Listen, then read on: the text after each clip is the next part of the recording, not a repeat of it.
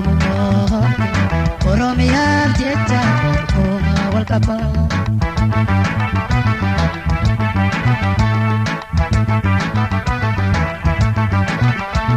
Maqaa uummataatiin hedduutti bartanii gochaa hundeessan tartaan hin beeytanii meeshaan qabnaafi biyyatti walaana mirgaa fedhan teenya har'aa sarka diina tumsaa diina ta'uu kan ammatti jirtan bu'aa Oromootiif kan taa'uudha qabdan.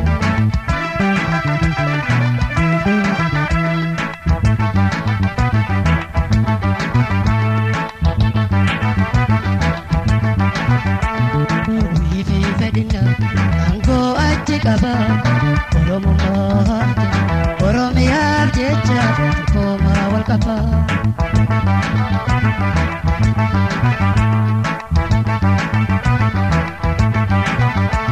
Lammii gosa amantii gootiin omadiisa bu'aa Oromooti hiriira sirreessa dantaa uummataati kan tokkotti gala argaa dura dirree asuun dogoggora beelaa fi dhukkuba hiyyooma wallaala mushaara bumaale qabsanne laala.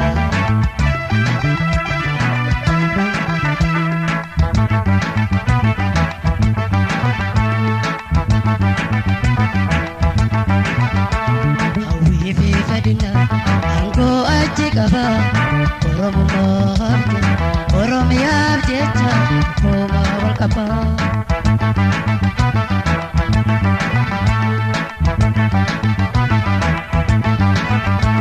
Uummata jettanii dhugaa yoo hiriirtan bu'aa saba keenya bu'aa aansoo qabdan akeekni siyaasaa kan addatti qabdan bu'aa nuuf hin qabu kanaaf nu gaatitan eenyu sirri jira haa murteessummanni wal nyaachuu lakkisa obsa wal dhabni.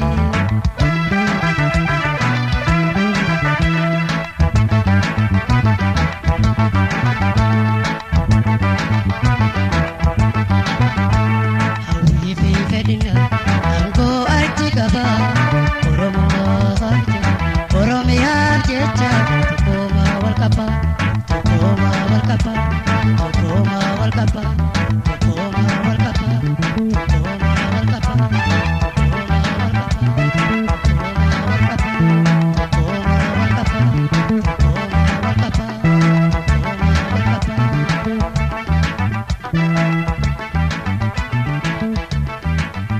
DJ Burree maatii keenya ta'a. Subscribe, like, share hin dagatiin jechuuf barbaada.